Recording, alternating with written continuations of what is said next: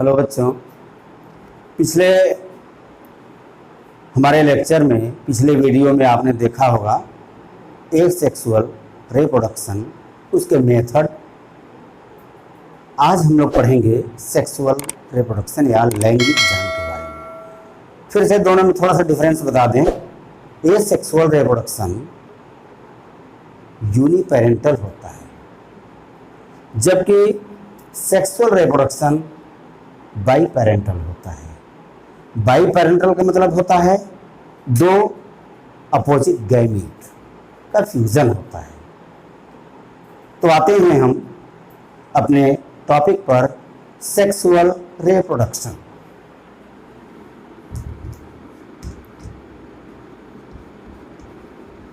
Sexual reproduction. Sexual reproduction, जैसा कि आपको जानकारी हो गया है कि ये बाई पेरेंटल है। बाई पेरेंटल का मतलब है दो gametes, fusion of gamete.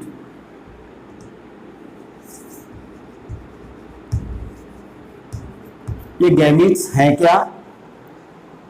Sexual reproduction में मेल और फीमेल या डिफरेंट रहेंगे या सेम रहेंगे, यूनिसेक्सुअल या बाइसेक्सुअल हो सकते हैं।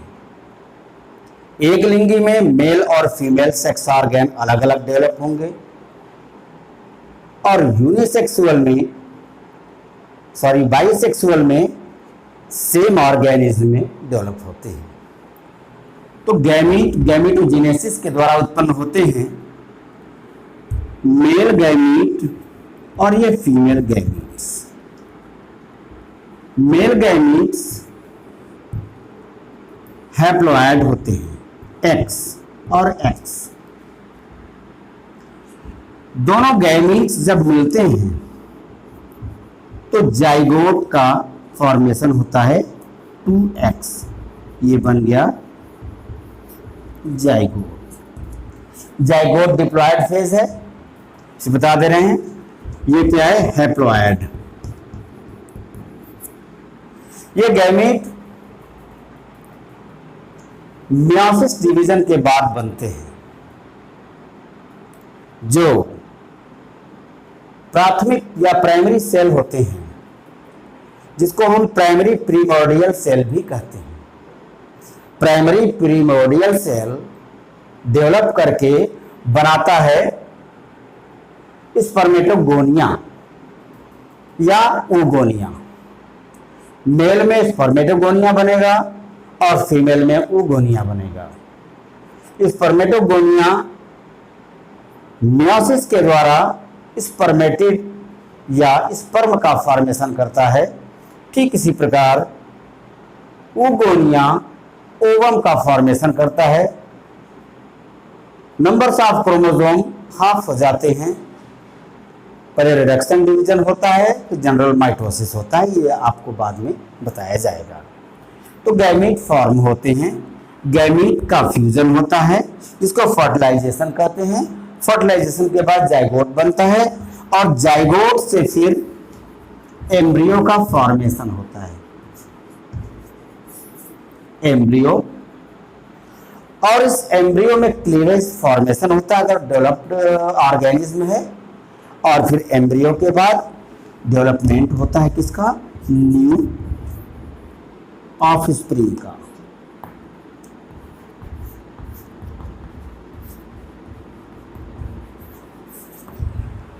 एक नए संतति का जन्म होता है। तो लैंगिक जनन या सेक्सुअल रिप्रोडक्शन में युग्मकों के संलयन से जाइगोट और जाइगोट से एम्ब्रियो और अंत में न्यू ऑफस्प्रिंग का जन्म होता है। इस पूरे प्रक्रिया को हम कहते हैं लैंगिक जनन। इसमें बाई पेरेंटल का मतलब है एक मेल गैमीट और दूसरा है फीमेल गैमीट्स। ये गैमीट्स हैं,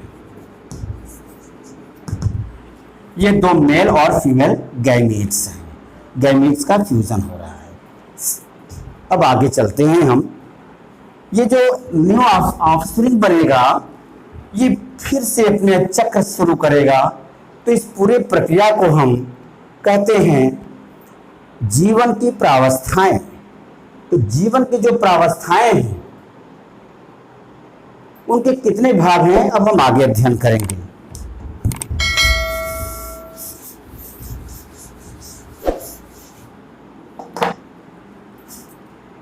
फेज ऑफ लाइफ, जीवन की प्रावस्थाएं, जन्म से लेकर मृत्यु तक के बीच की जो अवस्था है उसको 3 भागों में बांटा गया है। नंबर 1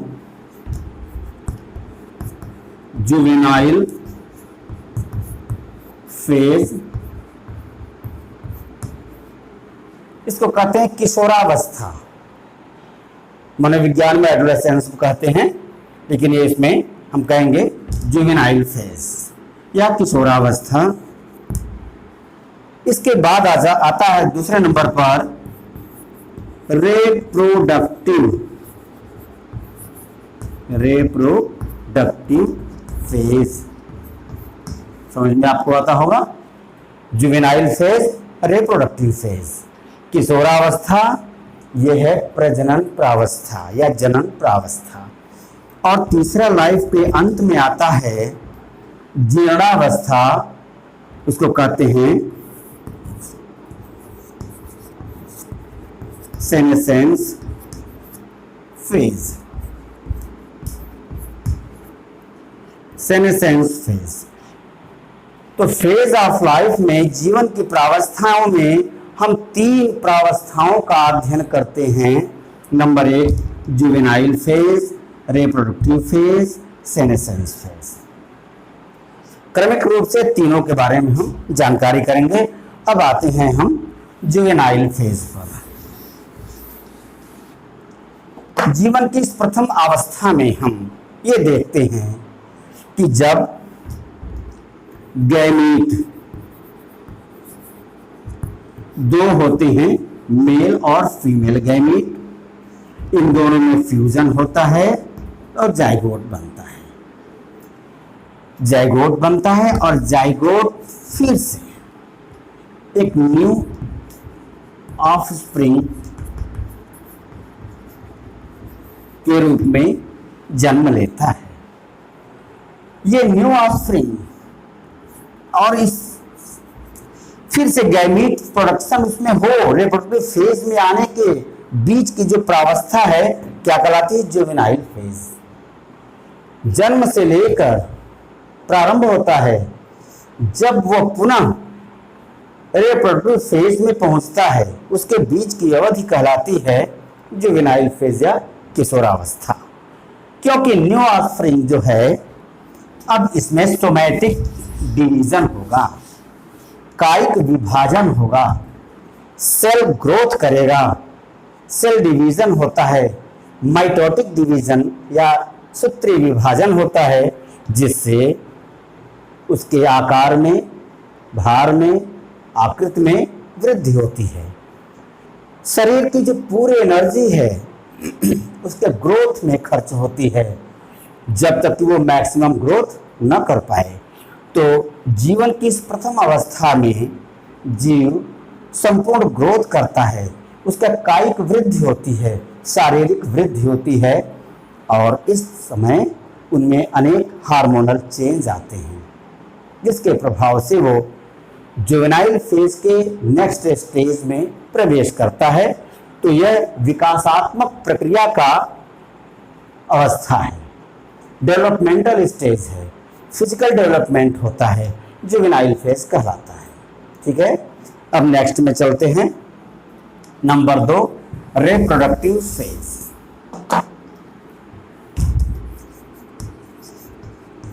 रिप्रोडक्टिव फेज जीवन की इस अवस्था में, नंबर 2 पर हम हैं इस समय, रिप्रोडक्टिव फेज में। जीवन की इस अवस्था में क्या होता है? इस अवस्था में जैसे ही जुवेनाइल फेज का अंत आता है वैसे ही रिप्रोडक्टिव फेज का प्रारंभ होता है। यद्यपि इस स्टेज में हार्मोन का भी एक अलग प्ले है, रोल प्ले करता है हार्मोन इस डेवलपमेंट में।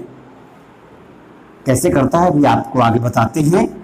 रिप्रोडक्टिव फेज वह अवस्था है जो जुवेनाइल और सेनेसेंस फेज के मध्य आता है, मतलब किशोरावस्था और जीर्णावस्था के मध्य की अवस्था है रिप्रोडक्टिव फेज, और ये बहुत ही महत्वपूर्ण प्रावस्था है जीवन की। इसमें जब गैमेटोजेनेसिस माने युग्मकों का निर्माण हो जाता है, और युग्मक का निर्माण जब होता है तो कहाँ होता है? गोनैड्स में होगा, जननांगों में होगा। जननांगों का विकास हो जाता है। तो जननांगों का विकास होता है ये अलग अलग स्टेप में, जैसे कुछ में 1 वर्ष में ही जननांगों का विकास होगा, प्रजनन होगा और वो नष्ट हो जाते हैं।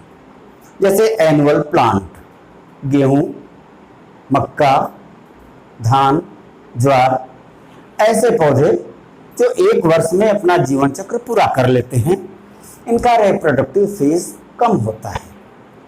जबकि कुछ ऐसे भी प्लांट हैं जो पेरिनियल यानी बहुवर्षीय होते हैं, उनमें खास विशेष ऋतु में विशेष क्लाइमेट जब आता है उसी समय रिप्रोडक्टिव फेज का प्रारंभ होता है। सबसे अच्छा आपको एग्जाम्पल मैं दूंगा, एक ऐसा प्लांट है जो 12 वर्ष के बाद फ्लावरिंग स्टेज में आता है। रिप्रोडक्टिव फेज 12 वर्ष में आता है। बीच में रिकवरी फेज, जैसे नीम का पेड़ है, उसमें फ्लावरिंग आती है फरवरी और मार्च में। मार्च में इसकी फ्लावरिंग आती है, रिप्रोडक्टिव फेज, फिर उसमें फर्टिलाइजेशन होता है, मेल फीमेल रिप्रोडक्टिव ऑर्गेन बनते हैं, फिर उसमें फर्टिलाइजेशन होता है, फिर उसमें सीड का डेवलपमेंट होता है, फिर वो सीड फ्रूट में जो होता है वो फिर गिरता है, जर्मिनेट करता है, और लंबे अवधि के बाद फिर उसमें फ्लावरिंग आती है।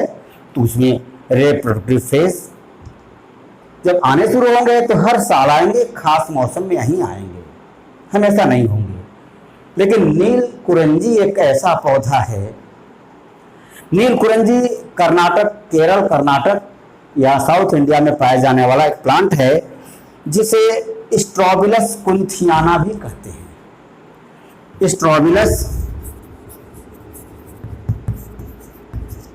स्ट्रोबिलस कुंथियाना,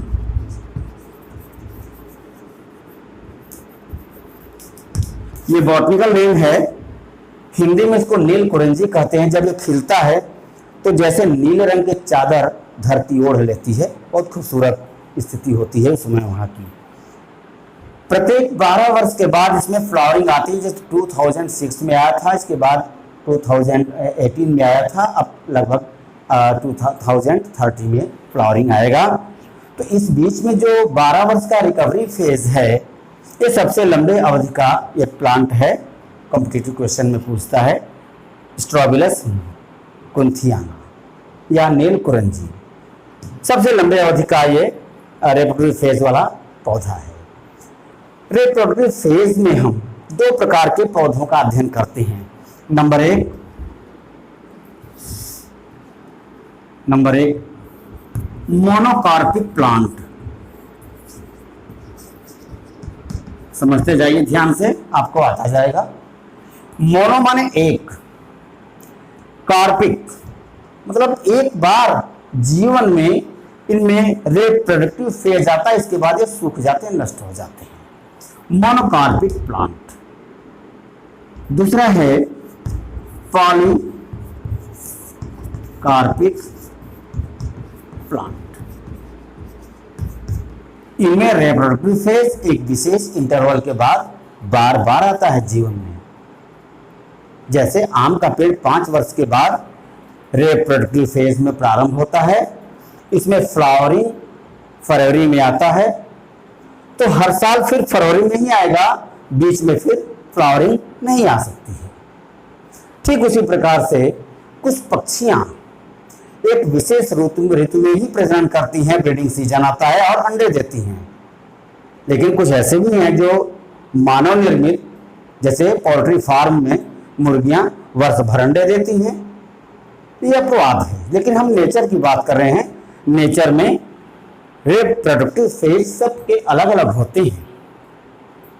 ठीक इसी पर यह समझ में आ गया, मोनोकार्पिक जो एक वर्ष में ही अपना जीवन चक्र प्रारंभ करते हैं और समाप्त कर लेते हैं, जिनका जीवन चक्र एक वर्ष में ही प्रारंभ हो जाता है और समाप्त हो जाता है, और इनमें पुष्प का निर्माण एक बार ही होता है, फिर दोबारा नहीं होता है।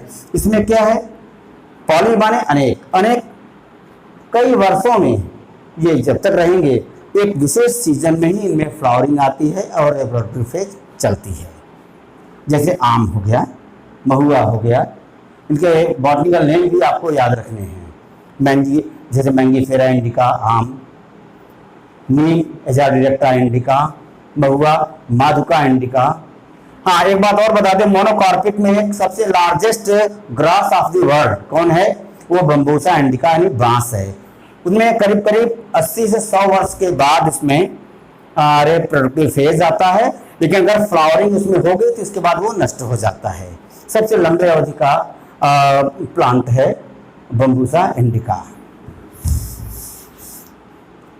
फिर हम चलते हैं आगे, रिप्रोडक्टिव फेज में ही इसमें दो बात आती है। एक ऐसे एनिमल होते हैं जिनमें ऑस्टेरियस चक्र चलता है, मध चक्र चलता है, और एक ऐसे जिनमें मेंस्ट्रुअल साइकिल चलता है, जैसे प्राइमेट्स में प्रजनन काल के समय उसके पूर्व कुछ लक्षण आते हैं, उनको हम विशेष नाम से जानते हैं, जैसे मेंस्ट्रुअल साइकिल प्राइमेट्स में होता है, ह्यूमन बीइंग में ही होता है। जैसे ये प्रारंभ हो जाता है, इसका मतलब ये होता है कि नहीं, अब प्यूबर्टी स्टेज प्रारंभ हो गई है, युवावस्था प्रारंभ हो गई है, या रिप्रोडक्टिव फेज प्रारंभ हो गया है। लेकिन जो नॉन प्राइमेट्स हैं उनमें क्या चलता है, मध चक्र चलता है, ऑस्टेरियस साइकिल चलता है। एक विशेष ऋतु में वो प्रजनन करते हैं, उनका ब्रीडिंग सीजन विशेष ऋतु में होता है, जैसे डॉग में होता है, शेर में होता है, गाय में होता है, वो हमेशा नहीं होता है, तो उसको कहते हैं मध चक्र कहते हैं। तो रिप्रोडक्टिव फेज जीवन की वह महत्वपूर्ण प्रावस्था है जिनमें जीव प्रजनन के लिए तैयार होता है, उसके रिप्रोडक्टिव ऑर्गन का डेवलपमेंट हो जाता है और रिप्रोडक्टिव फेज प्रारंभ हो जाता है। इस पीरियड में वो रिप्रोडक्शन करता है। अब तीसरे स्टेज पर चलते हैं। तीसरे स्टेज में आता है हमारा सेनेसेंस फेज।